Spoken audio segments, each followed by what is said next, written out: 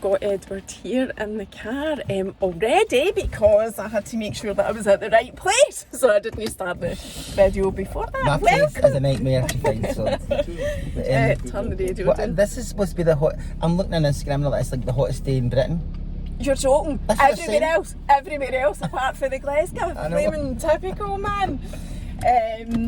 Right, let's get out onto this traffic. So I've never actually recorded in the absolute pouring rain, Edward, so this will be, wonder if this nice lorry will let me out.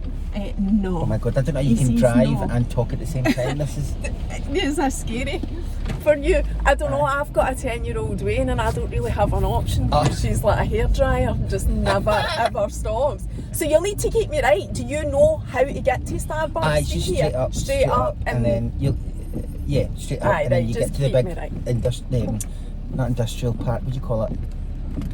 The big like retail park. Aye. I didn't even know that, I was just guessing.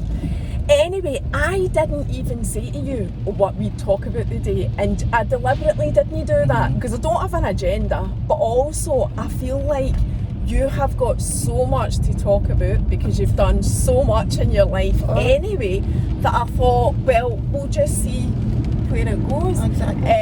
But the first thing I wanted to say is I did a wee question box in my stories a few weeks ago asking people who they'd like to see in my car, and your name came up a couple of times, and also wee Mags. And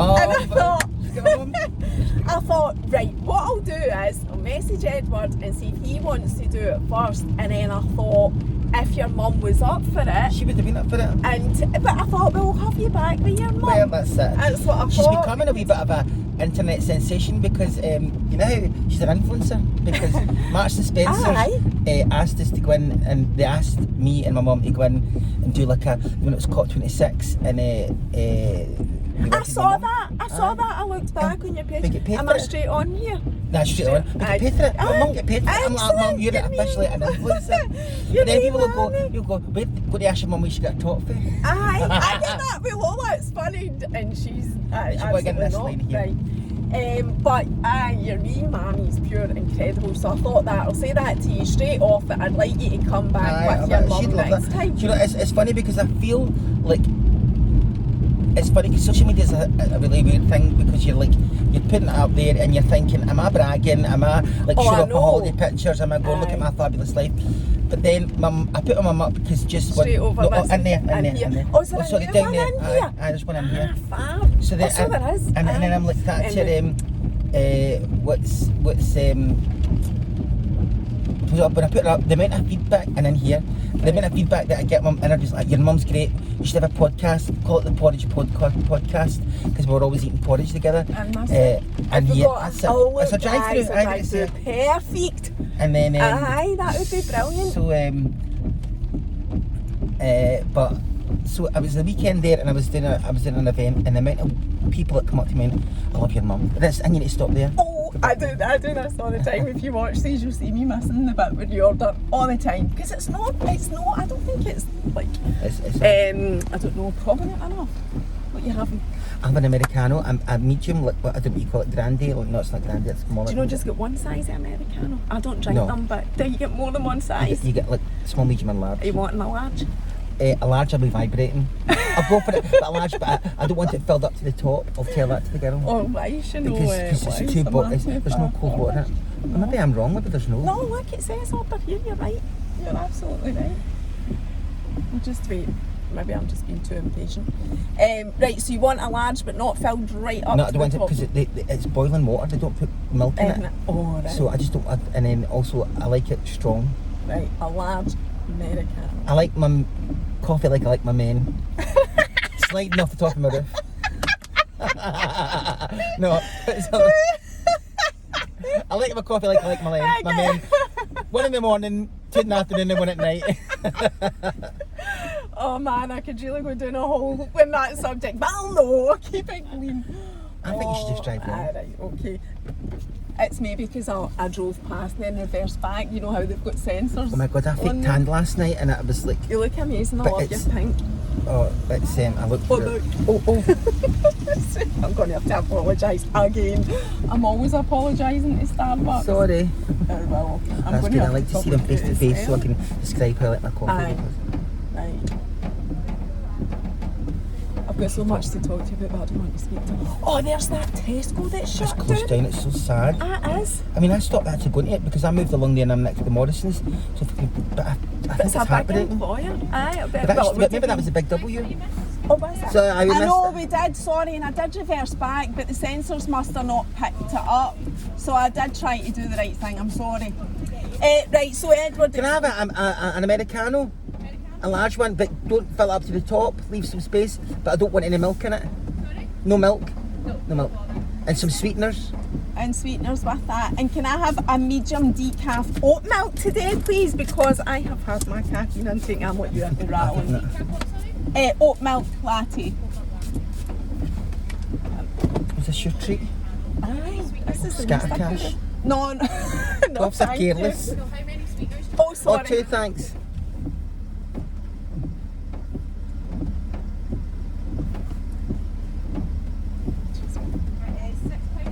thank you so much, that's fab. That's fab, thanks. Thank you.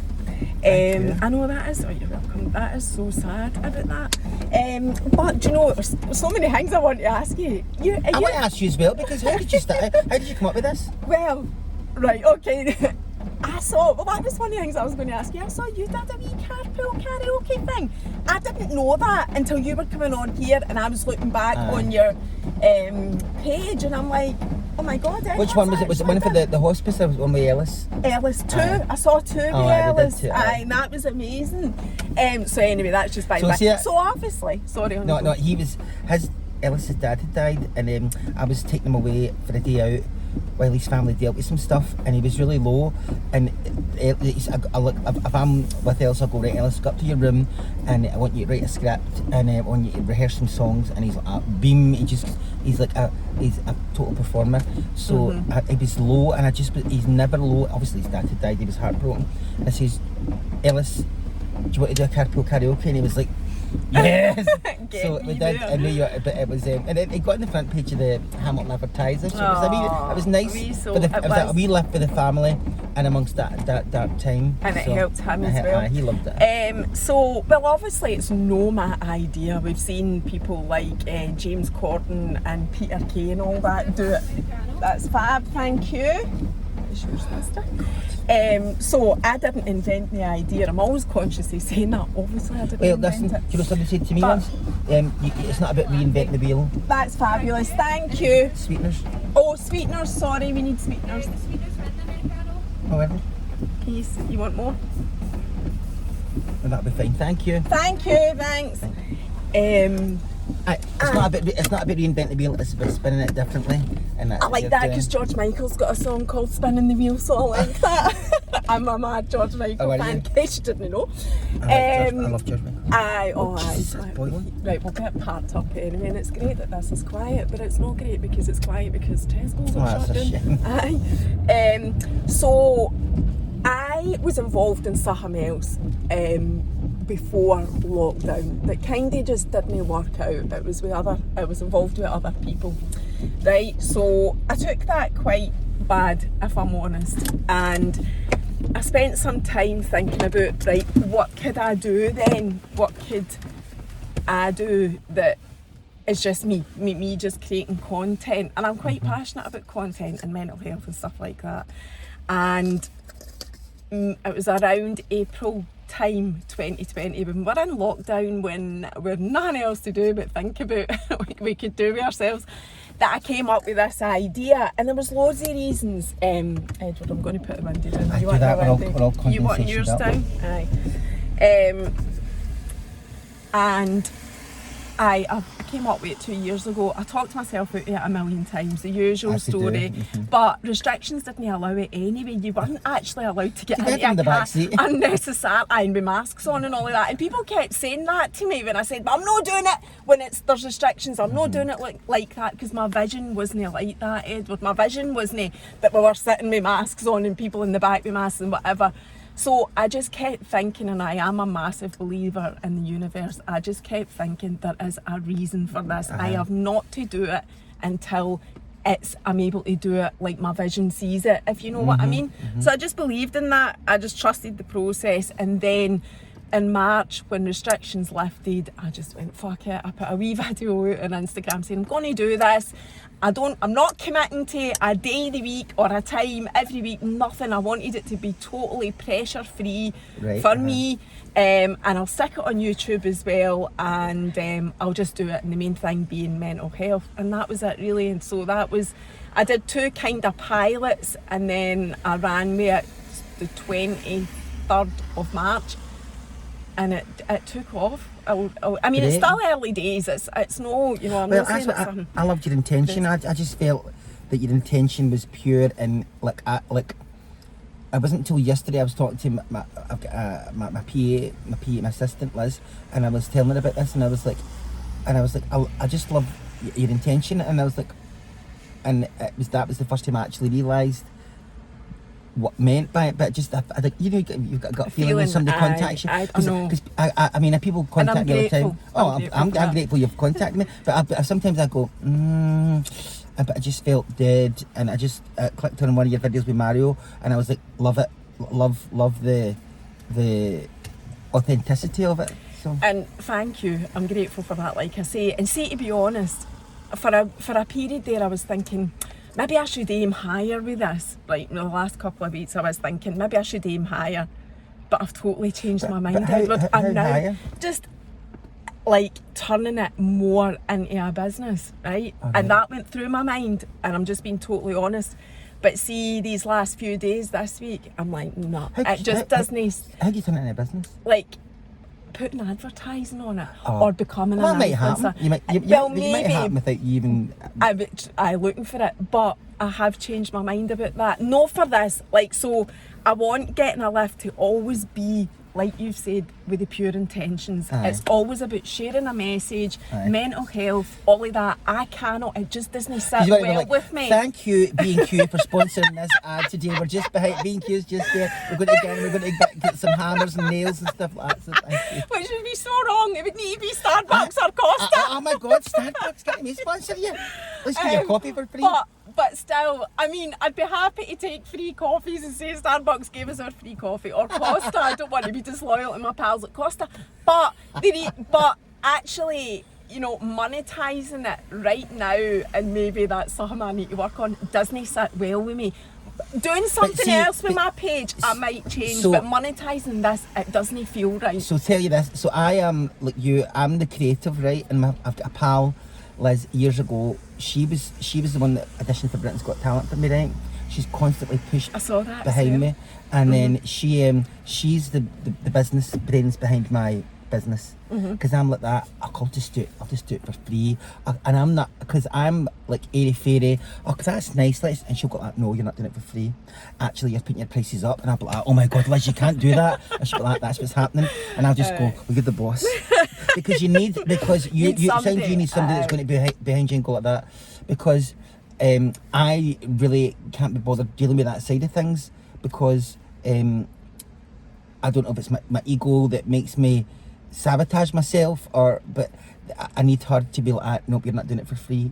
No, you're doing it for this, or that doesn't suit your brand. She says that to me all the time, and I'm like, what's that? It's my brand. She's more clear about my brand than what I am. I know people are. I would agree with that. People do say to you, you're this, you're that, or whatever, and you think, no, I do that all the time. But I think because this is still early days, though, Edward, as well. It's still early days for me. I know it's early days for me to be defining what this should or shouldn't be, and I'm always like really open and honest with But hold on, do you not think if you're a big believer in the universe, you need to define it, because the universe only hears what your subconscious that knows. So you need to, so you're maybe, I think this is where your ego is stopped now. So your subconscious has probably defined it, but you're just not wanting to define it out loud because you're scared to be egotistical. You know, you're scared to be that kind of, oh, I'm on this, I'm doing that. So you're probably your subconscious, because the universe hears your subconscious, it doesn't hear your conscious. What you put out. So you've probably set this in stone a bit, you know, before COVID, and you're realising it now. So the only thing that's, I think we put blocks up in ourselves. So I know that I've created the life that I've created for myself right now based on my past intention, that I had a dream, I had a vision, like you were talking about. But now I've just got blocks in front of me because I'm just like, I'm happy where I am. Why do I want any more? So your subconscious is what the universe hears. So you've set an intention anyway, and you're probably just scared to say it out loud. There's loads. Totally. Because of judgment, that's the nail. and because of fear, because you're feared of other people judging you and going, who does she think she is out doing that? Whereas you're doing it anyway. Do you know what I know. I try to block the fear out because there is fear, but see, like the subconscious, like what I know that I can define right now, and I will say this out loud, is that of course I want it to be successful. I want people to relate to these conversations because personally I feel there's a lot out there that people don't relate to, and it's no real life, and it's no touching people because it's no there, how do I even describe do you know it? what I think? Because me and Liz yesterday were talking about different content and different podcasts, and she'd be like, you need to listen to this podcast, and I'd be like, and I listen to it and I go, not for me, but she loves it. So I think if you've got the brass neck to go and put something out there that is amazing, it might not be for me, it might not be for you, but it might be for somebody else. Aye. So I think there's all walks of life. There's certain things that are popular, and I go, I don't get that. That doesn't suit me at all. Love Island. I don't watch that. I watched it once, and it's very popular. I know, and I watched it once, and they were all judging it. The girls were picking guys and then dropping them, and I was like, that is horrendous. It's so wrong. I know. I'm the same. And Schitt's Creek, I've the two young people in it, the two kids in it, I didn't like. They're nervous. Ed, Schitt's Creek is so you, and I'm like, I'm not interested in watching it. I can't believe you don't watch Schitt's Creek. I'm like, I don't watch it. So some things that are widely popular and successful just don't float your boat, and I think that's a good thing. It's just we're all different. And we're all, I know, and I can't even define what people want to see. All I know is I go with this with my gut. Yes. It feels right. Yes. And I will just keep going until, whatever. Yes. And if nobody wants to do it, then there's nothing to put out. Do you know, I remember years ago, I wanted to sing when I was doing the events, and I would just do the usual, the crowd pleasers, and I went, you know that song, You're a Superstar? I love it. And I went to sing that, I went, nobody will dance to it because it's too obscure. And my God, isn't it? But see, my gut overtook me. So the saboteur, the inner critics went, no, don't be so stupid. And my gut went, I'm just learning it, I'll sing it once. See, learning a song for me, I can learn a song in a day, or I can learn a song in a week. I'm trying to learn Luther Vandross, Never Too Much. It's so long-winded. It's like a novel, right? And I'm like, it's so that's a big commitment to me, right? But actually, I actually just learned the songs in my car. But when I learned that You're a Superstar, the dance floor filled. So now I'm trying to lead with my gut. What you're saying. So your gut was right, but it was your mind that was. Last week I sang Free from Desire, Mind and Senses Purified, and the dance floor filled, and I was like, oh my God, why haven't I sung that? So your gut is right, always right. Do you know what else though? You are an incredible singer. But I think you could sing Humpty Dumpty and people would get up and dance to it. Well, I did. I saw that in Britain's Got Talent. I've totally done my research, Edward. I saw that. I know that was amazing, and I was going to Keith, because I played it on YouTube. I'm going, Keith, do you remember this guy on Britain's Got Talent? Because he's an avid watcher of it. I'm not a great telly watcher.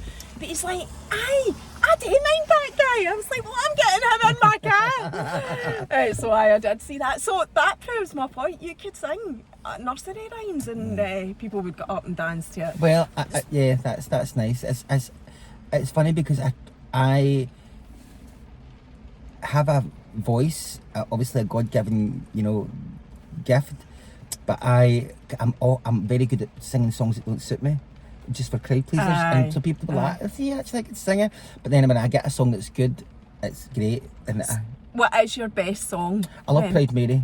I feel that, Oh, there's that's and there's it, like Cry Me a River, Feeling Good, anything Michael Bublé-ish. I've got a baritone tenor voice. I'm very blessed as a man that I can have a low voice and a high voice. So I do. You know, Barbara Streisand, Neil Diamond, You Don't Bring Me Flowers. Aye, So I can do that. I can duet with myself. aye. I go, you don't bring me flowers. You don't sing me love songs. So I can go. that's I can go. amazing. So I'm very lucky that I've got a voice that has got a range. But then I've got friends who loads of my friends are amazing singers, but they can belt like total belt like Freddie Mercury Aye, belt, and I'm like aye. that. Oh my god, I wish I could sing like that. But you sing that one with Lady Gaga and what's his name? Oh, Shallow. Oh, that. Did you see that with Jane Henderson? Did I see that? I've seen you singing that, but I can't remember I sang who it as was. well. What? Well, I sang it I don't think myself, I did. but I sang. Do you know Jane Henderson? No. Oh my god, she's brilliant. She's pregnant now, actually. But she's a phenomenal vocalist, dead, just lovely. I adore her. And she hosts the karaoke on Friday, Wednesday night in Katie's, and I just happened to be out and about with my nephew. And we're in, and then she's like, come on up and sing. And we sang Shallow together. But, I sang the Brandon part, and she sang the Lady Gaga part. She's just like... Is she on Instagram? Yes. Jane Henderson. Get I'll in your check car. her. I'll Take her check. off. Right. I will. I'll check her out. So is your main thing, because I know you're a happiness and well-being coach as well, but is your main business first and foremost the entertainment side of it? Yes. Well, the way I like to see it is I without sounding too big-headed, my intention is to raise people's vibrations, because I need to work at raising my vibrations, because I could easily be very down, but I work hard at not being down, and I just wake up every morning starting my day being grateful and raising my own vibrations. So I'm like, see, if I had a bar of chocolate, which I don't eat now because I'm on keto, but I've had a bar of chocolate. Is it working for you? It's amazing. The I keto? lost a bit of stone because I Excellent, put well on done. 2 stone over lockdown. But I've had a bar of chocolate in the olden days. I would go, actually, you need to taste it. It's amazing. I like to share. I'm a type of person that likes to share. So when I learned about meditation and mindfulness, I was like, I need to know about this because I need to tell people about it because it's too good not to know. So I in my head, I think when I'm singing or I'm talking about well-being, it's all about raising people's vibrations. At a gig, when I'm hosting an event or I'm doing, often there's alcohol involved, and that's easy for people's vibrations to be raised because there's a wee jag for that the swally. But the other day I was doing an event for a charity called Rainbow Valley. Yeah, I mindfulness. follow that. Oh, it's amazing. And so they give like, it's like a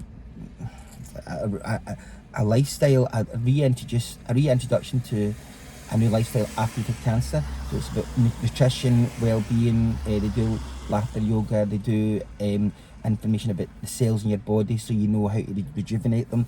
So they usually do a 2-day course, but now due to obviously COVID, they just do a 1-day course. So I was in a room the other day with 25 women. It's mainly women that go on it because men very rarely do things like that.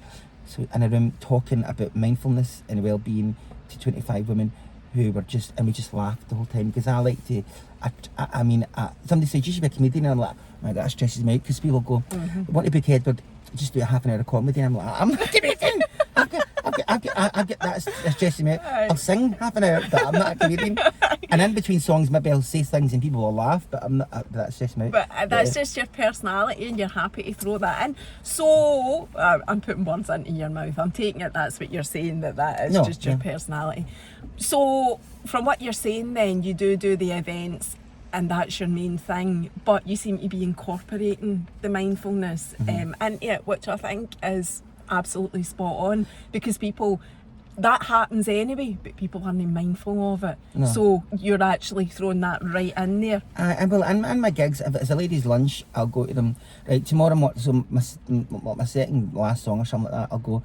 Right, so tomorrow morning when you wake up and your hair's clamped to your face and your eyes are like pandas and your breath howling, I want you to crawl to the mirror and look in the mirror and say I'm still fabulous, and I get them to say I am fabulous. So I guess that's seeped, my well-being stuff has seeped into my event stuff. So so it's all one thing. And then the other day at Rainbow Valley, I sang a song at the end. So it's about, I don't know, I just music is a vibration. Words are vibrations. So it's proven that music has a therapeutic impact on the mind. So when you see about people with dementia, they sit like that, and then they just spark up the music. I did a gig at Christmas in my aunt's nursing home, and there was a lot of people, a lot of people with dementia just sitting like that. And as soon as the music come on, they picked up. It was quite emotional to see like how music triggers a memory or triggers stimulates people to react to it. Cells in the brain. I know, it's incredible. You touched on there about working on your own mental health with the mindfulness and the coaching thing. Is that where it started? You were doing that type of personal development, and then it developed into you actually being qualified. So I after Britain's Got Talent, I don't like to go on about it, but I do. Right, by the way, Edward was on Britain's Got Talent. You will find it on YouTube. I'm sure I just put in the Google search bar Edward Reid on Britain's Got Talent, and it came up. If you type in Humpty Dumpty guy Britain's Got Talent, it's me. But no, so I always was underconfident. I had a really negative relationship with myself, and then my pal Liz auditioned for Britain's Got Talent. I didn't want to do it. I was terrified, and they phoned me up. I was out jogging, the first time I went out jogging in my life, and they phoned me up, and I was in an unknown number, and I was like, I'm answering that to let them know that I can't speak because I'm jogging. I wanted to let somebody know that I was jogging. So it was Britain's Got Talent, and I was like, hello, and they were like, so just double check you're coming next week to the audition, and I was like, yes. So that's what led me. I went to the audition for the producers first, 6 o'clock in the morning. You're joking. 6 o'clock in the morning. I didn't get seen till 4 o'clock in the afternoon. I went in and sang, and the producer was at these glasses down here going, you've just murdered a beautiful song. And I was like, okay, sorry. He's like, Jake Simon Cowell like that. And I was like, I thought he would, but maybe not anymore. What song was it? The Nursery Rhyme song. Oh, right, okay. I thought you were meaning you'd sang a song and then changed it. He meant I murdered Snow, like Lionel Lucy's Run. Right. So I went through it blindly, like thinking, and Liz was said to me, I went, Liz, I feel sick, and she went, because I was teaching during the week and I was singing in pubs at the weekend, and she went, Ed, listen, see if you do it and you get flashed on Britain's Got More Talent, because you can put £50 on your gigs. I went, oh, that's a good idea. I was motivated by money, and then I went, oh, that's a good idea, that is. So I went on blindly, not thinking I would get anywhere. Just to get to the semi-finals was a shock to me. But you went really far. It was and great. Did you just keep singing the nursery rhymes? I only saw that. I saw the nursery rhymes, and then I sang children's TV show. Oh, that's right. I read that. I did read that. And then so you made it to the semi-finals. And then, but after it, so I was like that. Oh my God, my life's made. After it, the phone didn't ring for like a week, and it was a terrible week because I was in the papers. I was in all the papers. It was just like, this is what dreams are made of for a singer. You know, I'm going to be out there, and the phone didn't ring. And then I was with the Britain's Got Talent agent and manager, and they were like, we'll put you in caravan packs next year. And I was like, next year? Because I had given up work. I was like, this is it. You thought this was the dream made. But also, again, I set an intention, and I was like, that's it. I'm giving up work. I'm giving up teaching, because teaching wasn't what I'd set out to do. I loved doing it, but it wasn't what I'd planned to do. So when I had this opportunity, I was just like, I had a big sound system that I hated carrying and setting up because I don't know anything about sound. And I sold it, and I was like, I'm giving it up. I'm not giving up teaching. This is my new life. And the phone didn't ring, and I was like, oh my God. But then the phone did ring, and I was down to London, and they would fly you down with a chaperone, i.e. a pal, and he'd pay you crazy money to sing for 15 minutes, right? So it was just a bit overwhelming for me, and then I had that imposter syndrome. So the anxiety and the fear that I'd always had before was just highlighted every week, every day. I would get an email booking me for a job. I would overcome with excitement. This is my dream realised, and then it would hit me. I'm not good enough. I'm going to be rotten at it. They're going to be raging at the book me. So that was my kind of dialogue with myself constantly, and I thought I need to give this up because this is torture. I hated it. I would just be constant anxiety. And then someone told me to meditate, and I found a level of peace that I only experienced like an hour and a half into a spa treatment. So I was like, and it took me 3 minutes to get to that level of peace. Then I understood about being aware of your thoughts and not reacting to every thought, which was mind-blowing. And then that's when I got into meditation, and then I went to study. Because I didn't realise, because back in the day when I was younger, I was just riddled with anxiety, but nobody said it was anxiety. I just thought it was the way it was. It's all, nowadays, everything is more, people are more articulate, people are more... Things have names, you get to understand it. It's sad because I hear young people, like 5-year-olds, he's got anxiety, and it's like, oh my God, they've got anxiety. That's so sad, but obviously they've got feelings. I just, it's a wee bit, it's going to be a bit too much, because I hate when that happens, when you label somebody and then all of a sudden I'm a person with anxiety, whereas no, you're a person who's not in control of your thoughts, and that can be managed. So anyway, I learned how to manage my mental health, and like that I was like, I need to tell people about this. So I went and studied the British School of Meditation, purely because I wanted a qualification, but then also you need insurance, because I could be teaching somebody meditation, and then they could say, oh, he's damaged me, and so I've got insurance. So if you say me, you can get £1 million or something like that. Don't say me. Insurance. Don't put that out there, Jesus. I know, I might stop. Edit that. Roll it back. So that would be about 10 years ago then, was it? Because Britain's Got Talent was what, 11 years ago? 2011? 13? 2011, I think. Yeah, so 10, 10, 11 years ago. aye. So you've been doing that for 10 years, the whole, and that was purely to help your own mental health. That was how it started. So now, did you have a wee spell where you became a coach? Did you come away from the entertainment? I did it as a hobby, and I did it. I would strangely be asked to go into nurseries and schools and then service days and do like talks, and I'd be like, what I'll talk about, and they'd be like, just come in and talk about being fabulous. So I'd kind of go, I actually did it. I just blagged my way through it, and then I thought, right, you should all meditate. It's good. I don't know how to tell you how to do it, so that's why I did it. But then it was a hobby, and then before lockdown, people would ask me if I was doing a charity event and go, can we put you up for auction? And I'd say, oh, of course. But then it was like, I'd auction myself off like 9 Saturdays of the year, and that's a lot of money to give it. That's a lot of Saturdays to give up.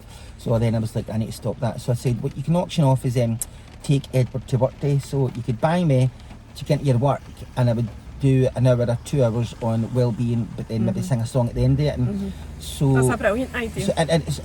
So, it was like, so people would see me at an event and they'd go, I want him to get and teach my staff about well-being. But then when lockdown happened, all the events stopped, and then I started doing online. What I did was I said to every charity that I work with, I'll do half an hour mindfulness with your staff, because they were all furloughed and all stressed out. They're not. And then I thought I'll do an hour Facebook Live on your Facebook, just to do just to give people entertainment. And from that, a couple of charities were like that. Well, I think you could actually be supporting the people that we support. So they ended up extending what they did as a charity to help the people that they helped, but help them online through mindfulness and well-being. And one of the charities, Callum's Cabins, which is a beautiful charity, is I'm still doing that every Tuesday night. So if you need well-being, if you Tuesday nights are free, let me know. They're jet washing over here, which is what the noise is, by the way, just to make people aware. Is that right? Aye, they're jet washing something. I wonder what they're going to make of that building now, the Tesco building. Primark, oh, that'd be pure banging, just come to a big huge Primark here. It would help East End as well with employment. So I was going to ask you, Are you from Coatbridge originally? Yes. So you're a good Shire Wayne. Yes. So am I. Aye. Not Coatbridge, but Lanarkshire. Where do you think you're from? Hart Hill originally. Oh, right. Because you see, when you speak, it's funny. I was doing that event the other day, and a woman came up to me and she went, "Youth Coatbridge." I went, "Aye." And she went, "It's all coming back to me now. I've seen you." And she went, "Do you know how you made? Because you keep saying nut." I was going, "No, I'm not doing it." Nut. That's how I associate that with Airdrie, but obviously they're right next to each other. Aye. But that's what I picked up on as Because well. I say, and I also say I'm Irish. She goes, "No, I don't say I'm Irish." I was like, "Oh God, you must be from Canberra." I'm like, "You're posh." Well, I'm not for anywhere as posh as that. But I was in Hart Hill till I was 14. Then my mum moved us to Livingston, and I was there for 20 years. But then Keith is from Glasgow, so I came back to Glasgow for a couple. Well, not back. I came to Glasgow for a couple of years. He's for the Mountain originally, and then we moved to Cumbernauld purely because I was working for the bank at the time, and see that commute for Lenzie to Edinburgh, it was brutal because it was when the roadworks were in the M80, so it took forever. Oh my God.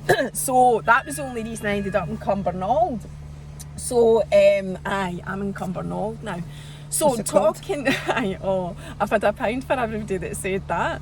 So what about your childhood then? Do you mind me asking about that? What it was like growing up in Coatbridge? Well, I know I was. I always say this, and I don't have the words proud to say it, but my dad was an alcoholic, and for years I was so insular. I was embarrassed about his alcoholism because it was so public. We lived in a close.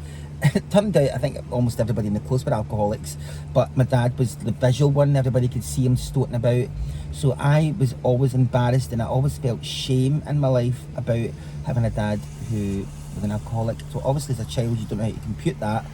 But then my dad got sober, gratefully, and he passed away, and I had a lot of peace with him when he was dying. I was helping with his intimate care, and he apologised, and I was like, "Oh my God, Dad, you don't," because as an adult now I realise that being a child of an adult who's an alcoholic, I have got much more resilience, I've got much more tenacity, when you're brought up in that environment. I mean, there's lots of qualities that you develop that are not healthy. Mm-hmm. There's lots of qualities you develop as you, I did a thing for young carers, and it turns out if your parent is an alcoholic, you're classed as a young carer.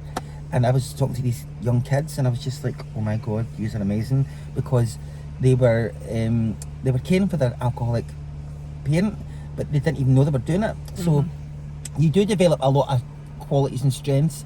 You also develop a lot of unhealthy qualities. But I think as an adult, you've got to then start making choices and kind of fix yourself. Mm-hmm. So I'm grateful for my upbringing, and there's lots of qualities that I have that I still have to work on.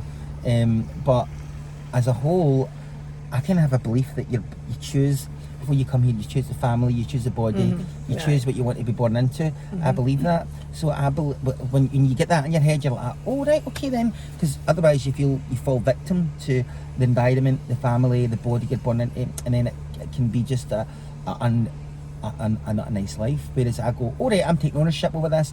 I'm owning who I am. I'm owning the body I'm in. I'm owning the family I was born into. I'm going to celebrate it, and I'm going to make it work." Because that's how all these people that are born into poverty become billionaires, because they've got that mindset. They're like, "I'm not a billionaire, but I feel as if I am." But my bank account would disagree. But I feel I live my life like I've a boundless amount of money because I choose to live that way. I mean. And let's face it, as my gran used to say, you can't take it with you when you're dead. Well. So there is that. I mean, there's a huge debate there around money and whatever, because there's this narrative in society that you should save up, get a mortgage, be sensible with your money and whatever. And I am part of that narrative. But, well, no, the saving up bit, but having a mortgage. But I often think, like, what actually is the point, though, of doing that? When you could be spending your money on so many other things other than the sensible stuff. Like, really, is that really what you should be doing? Mm-hmm. I don't know, I just think there's a big debate to be had on it, even although I am the society's narrative. But I think, you think about, somebody said to me in France and Italy, they don't own their homes, and I'm like, "But what happens when you stop working? How do you pay your rent?" Because you do, but the thing is, I think we strive to own our own home, so that we can be mortgage free or whatever when we're old. But then we've got council tax, I we've know, got you've still factors fees if you live in a flat like I do. So you've got other outgoings. So you never. So it's just. I think jumping into the future and fearing the worst is the thief of joy. You know, just bring yourself into the moment, live your best life. And someone said, I read something about something like, don't buy things, buy experiences. And I can go to Home Bargains and spend £20 and get the biggest rush of joy. And I've stopped doing it because it's like £20. My sister calls it landfill because it ends up just going into like plastic stuff. So I've stopped doing that. And I'm now buying experiences, and I'm single, and I'm always like, see when I get a boyfriend, I'm going to go hill walking. See when I got, so then I was like, right, that's stopping right now because I'm going to create this, right? So I booked myself a holiday to New York myself. I'm terrified, but people do it all the time. But I'm just, I go to Tenerife myself because I know people that live there, and it's great. But New York.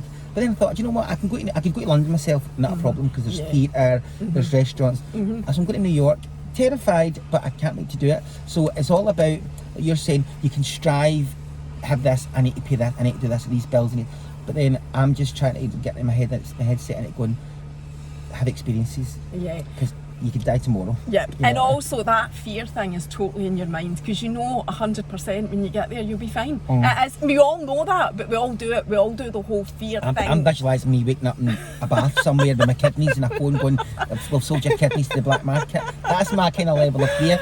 But I'm trying not to. Right, it's not going to happen, Edward. Right, it's no. So, how did you end up in Glasgow then? What made you? I don't know when you moved. I don't know anything like that. How you came from Lanarkshire to Glasgow? I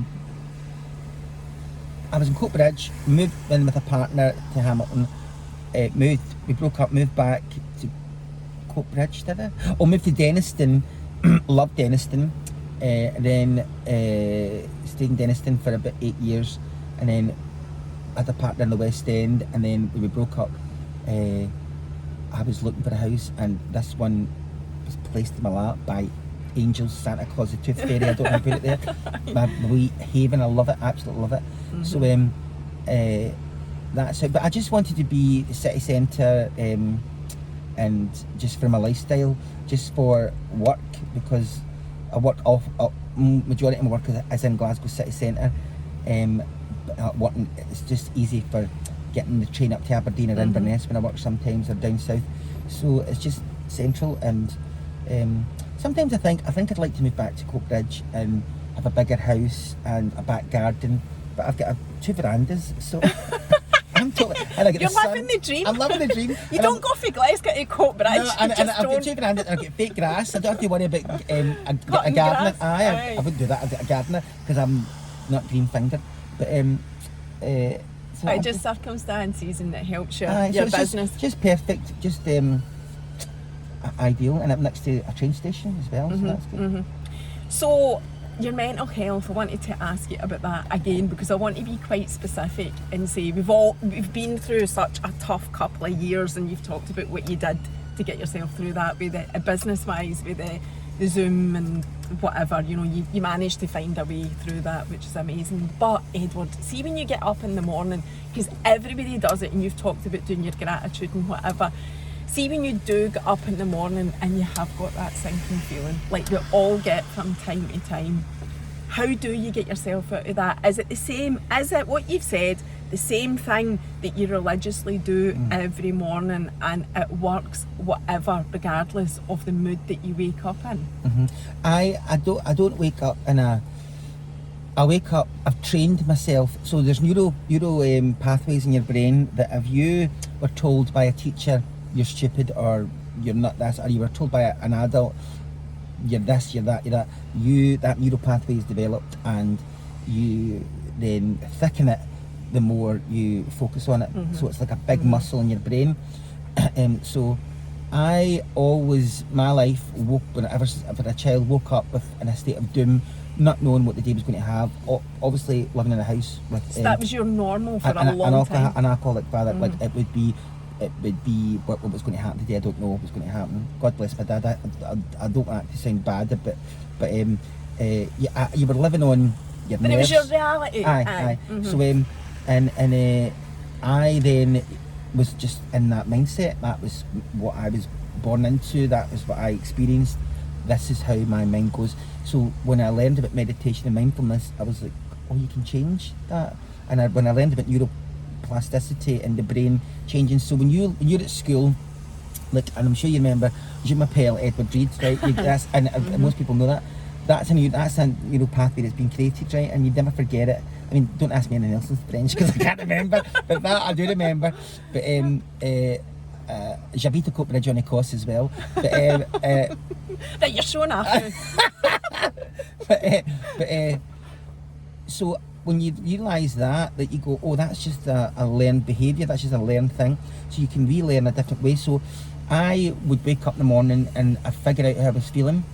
And I'd be like, I'm down at a 2. And then I'd be like, well, hold on, let's focus on what you've got in your life. Because the reason I was down at a 2 is the 3 things that I think is I didn't feel safe, I didn't feel good enough, and I was comparing myself to other people, or I was comparing myself to the way things used to be. So those 3 things are destructive in your life. So once you acknowledge that, and then you go, right, let's focus on what I've got.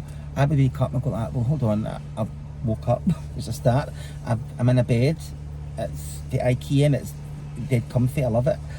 I've got these quilts that I've got 8 TK Maxx in the clearance, Egyptian count off the Richter scale. And then I've got Jo Malone shower gel. Maybe I get a wee bit of Aldi's Jo Malone shower gel. So, and I'll be like, actually, what am I moaning about? Things are good. I've got what's going to happen today? So going from what's going to happen today and a fear, sitting in a seat of fear is terrifying, but sitting in a seat of love, we're going, actually, I'm abundant, life's good to me, good things are going to happen to me. Changing your mindset into that set, first thing in the morning when you wake up, just change it. So now I automatically wake up happy because I've reprogrammed my brain. Your brain. It's I totally relate to so much that you've said, and I hate these chats turning into talking about me, but I have to say Talking about you. So before lockdown and all of that, I did a TED talk, TEDx Cumbernauld Shut Women. up, did you? Aye, it's on. I never really talk about it because I don't know, because everything makes me want to cringe. Like me, I was on Britain's Got Talent, I go on about it. Yeah, I did a TED talk. Well, it's the first time I've mentioned the TED talk on this.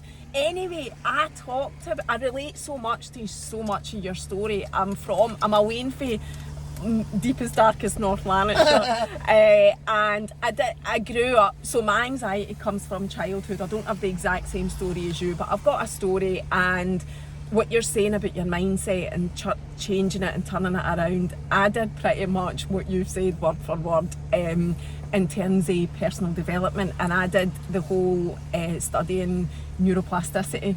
So, and I talk about this in my TED talk. So that was how I changed the way that I thought as well. And a big thing for me was what you said, I'm no good enough. And I don't know why, from that type of childhood, but I suppose I do know why. It just totally manifested into adulthood until I was able to put the brakes on it and say, I'm not accepting this, I'm just not accepting it. And see, for me to be able to not accept it though, I had to do the research on neuroplasticity, because see, until I did that, I honestly believed, Edward, there was no way to change it. That's what I was destined for, and that was it. So like you, gratitude's a massive thing for me as well, just trying to keep focused on what I have got, because we've all got something. It doesn't matter, and take away that comparing, because if you compare yourself to everybody out there, you'll feel like you've got nothing, and it's just not true. So and especially the media, the social media saturated life that we live in, where you look at people and pictures are filtered and pictures are, and you're going like that and going from that. So it's very easy to compare yourself to other people, so you need to work at not just letting people live and live in their existence and their reality, and then you just tune into yours. And I think a massive factor for that as well, and it kind of makes me quite emotional to even say this, but I'd go as far as to say that I actually hated myself. Oh God, me too. Just did not like anything about me. But now, I mean, I struggle because I'm Scottish. Obviously, I can't say, oh, I love me, I pure love me. I could never, ever bring myself to say that. But what I can say now, totally, hands down, is that I totally accept who I am now. I accept everything about, and, you know... and I think that's, like, we are a culture where it's like, who do you think you are? Do you know what I mean? But I make a joke out of it when I'm doing my thing. I'll go like that. So this is my last song, but if you all like shout and cheer after it, I'll give you another one. You know what I mean? And then people go, oh my god, I'm pure mortified. So I play up in that kind of. But and when I say to people like Louise Hay, you know Louise Hay? I do know. And she says, look in the mirror and tell yourself you love yourself, right? And I tried that. I was like, I don't even like you. You know what I mean? But now, I can't even look at you. I can't keep eye contact. But I looked at, and so I worked on it. But now I'm like, you're a pure right. Like, what do you think? What do you even think about? But it's I'm joking about that's what I say when I'm talking about doing that. But I think you need to look in the mirror and go, I appreciate this, what I'm looking at, and I accept it, and I love it. Because do you ever look at a picture of yourself when you were like 16, and because I look at pictures of myself, because I remember. I don't recognise it. Well, I remember when you said that you hated yourself. I hated myself, right? And I remember I used to say to people, I was an ugly Wayne. Now there's never such a thing as an ugly Wayne, right? There's never such a thing as an ugly person, but there's never an ugly Wayne, right? All Waynes need to be told they're beautiful. But I used to say I was an ugly Wayne, right? And then until I started doing this work, and then I looked at a picture of myself and I was like, I wasn't ugly, I was beautiful. Now, then I'd look at a picture of myself as a teenager, which I really struggled because I was chunky, I was covered in spots, and I was in the closet. It was a hellish place to be, and I would hate myself as a teenager. So to look back and look at that teenager and go, oh my god, son, I've got so much love for you. I'm going to, but it's actually meant to be a bit too bad, because my inner child, I was like, I'm going to buy you whatever sweet as you want, and then my inner teenager, I was like, because I used to go to school and I had the same bag and the same shoes and the same jacket that I had last year, and everybody would come with new bags and new jackets. I felt, now I'm like, you want a Louis Vuitton? You'd get a Louis Vuitton, sweetheart. I'll get you that Louis Vuitton. Do you want those cushion Louis Vuittons? You can get those Louis Vuittons. So I went through that phase of but now I'm just like, do you know what? I just need to listen to my inner child and just see what they're saying and listen to their pain and tell them it's okay.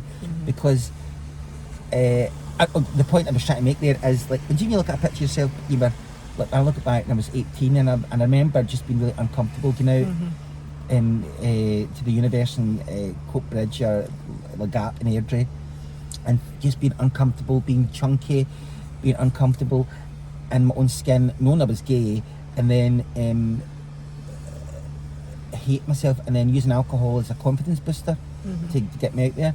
But I now look back in those pictures and go, oh, you were beautiful. And then I look back at pictures of myself when I was 25 and going, oh my god, I thought I was fat. I've always had issues thinking I was overweight. So I would look back and go, oh my god, you were so skinny then, you're beautiful. So I think the point I'm trying to make is, look in the mirror right now and criticising yourself, because what happens is, see when I'm 60, I don't want to look back at pictures of me right now and go, I don't appreciate what I look like. I think that. Because you look back, you go, I was actually, look at my skin, I was dead vibrant. So it's all about, sometimes you have to get a picture of yourself and go, I used to have a picture of myself as a child on my screensaver, in fact, I think I've got a picture of myself as a skinny. That's me. Look, that's me. I put that there when I was. You look like George Michael. So I put that because I'm getting back to that weight. I'm getting back to that thinness. But you look gorgeous. Well, do you know, it's and again that was, to me, that's pure egotistical. Putting a picture of yourself in the phone. You put your torch on. Oh. No, I don't think it is, but I get what you're saying. But you need to put my phone's in the. I used to have one of the phones. You've got a Nokia phone cover. I used to have one of them. It just flashed coffee in my eye. I was going to say something else to you about that you were talking about. Do you not think that as well? I don't think you're that much younger than me, to be honest. As you 48. I'm 46. Aye. You look amazing. Do you not? Thank you. So do you. Do you not think the older you get, though, the more mindful, I keep using that word, but the more aware you become of that, of what your thoughts were back in the day, and you think, shit, I need to stop wasting doing that, hating myself. No, but yes and no, because I think if you're lucky enough to get the awareness to work on yourself, then you do.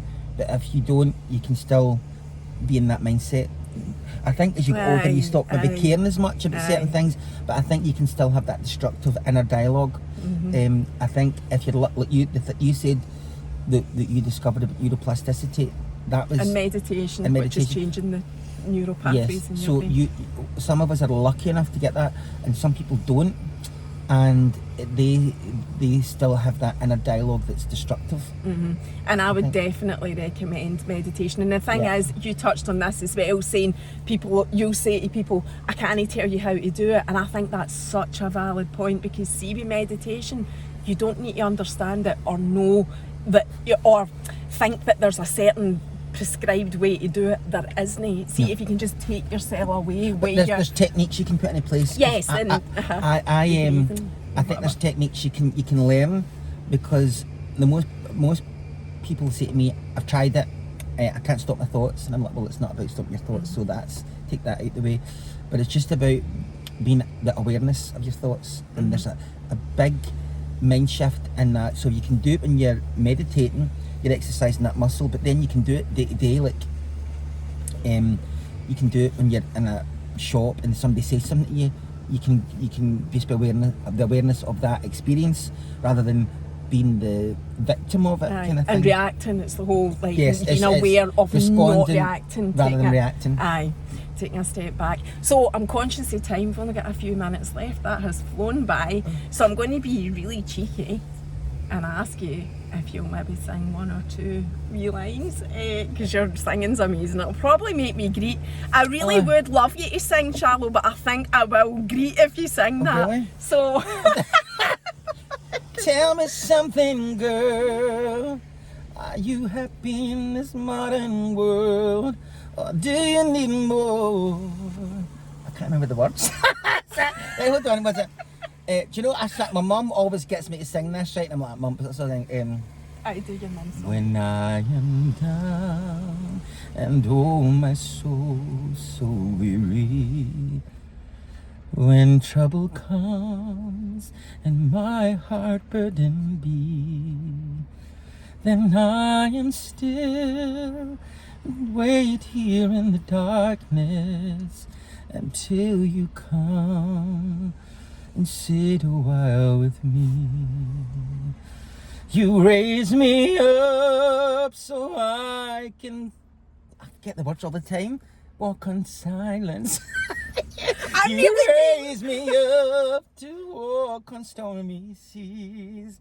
I am strong when I am on your shoulders. You raise me up to more than I can be. Thank you so much. People will love that, and I loved it. That was incredible. Well, Thank you so much. And it's been authentic. This is what, see, when I'm singing, I forget words. I'm just letting you all know how I'm being an authentic human being, and I forget things. Oh, absolutely, and that adds to it. That makes it entertaining. Oh God, I keep spelling. Thank you. I know you've got. Listen, I need to just drop this in. I'm going for lunch with my producer from a show. So this is the universe working right. I all my life I've strived to be a different person. I've strived to be better, and meditation and mindfulness has told me to stop that striving and just relax into who I am, and just go out and try and be the best version of myself. So, and people go to me, what are you doing now? What's happening next? And I'm like, I don't know. Because I'm at a plateau now where my life is phenomenal. I am so grateful for the life that I've manifested. I get to work with so many amazing people. I get to do great things. I get to sing. I get to make people laugh. So anyway, and I was like, what do I want to do? And I was like, do you know what? I just want to sing. And I want to sing like songs like that, but I want to make people laugh. And I was like, I'm just putting it out there. Anyway, I get an email. And I was like, this is a joke. Somebody set this up. A guy. Hi Edward, looking for a cost and availability for hosting and singing at a variety show. It's going to be touring Britain. And I was wow. And So Liz, my assistant, who gets my emails as well, is like, is this for you? So we're Googling the guy on his website, and I'm going. So then, I phoned him. We've got 1 minute. Oh, Hurry up. I phoned him. Anyway, I'm doing a show, and it's going to Aberdeen and Ayr initially, and then next year we're going to hopefully go around the rest of Britain. It's called the Big Night Out. What is it called that? But it's called Big Night Out. But it's on my Instagram, so I'm so Need to excited. I'm follow hosting him. it. Go to the show. I'm hosting That's it. amazing. I'm singing I'll in come. it. Yes. I'll come. Good. Oh, amazing. Thank you so much. Thank you. See you next time. Bye. Bye.